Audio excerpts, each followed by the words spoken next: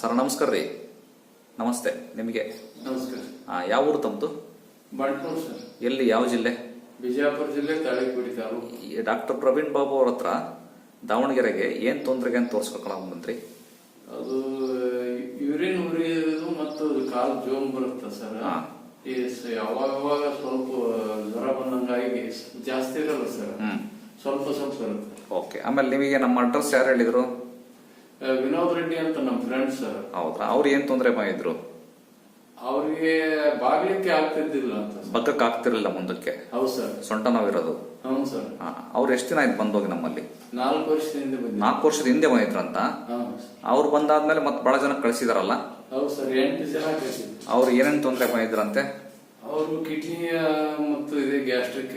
Kidney, gastric, ಸೊಂಟ ನೋವಿಗೆಲ್ಲ ಕಳಿಸಿದ್ದಾರೆ. ಹೌದು ಸರ್. ಅಂದಾಜು 8 ಜನ ಕಳಿಸಿದಾರಲ್ಲ? ಹೌದು ಸರ್. ಅವರೆಲ್ಲರೂ ಆರಾಮಾಗಿದ್ದಾರೆ. ಹಂಗಾಗಿ ನೀವು ತೋರ್ಸ್ಕೊಳಕ್ ಆಗಿತ್ತು. ಹೌದು ಸರ್. ಕರೆಕ್ಟ್ ಅಲ್ಲ? ಕರೆಕ್ಟ್ ಡಾಕ್ಟ್ರೆ? ನೀವು ಡಾಕ್ಟರ್ ಅಲ್ಲ?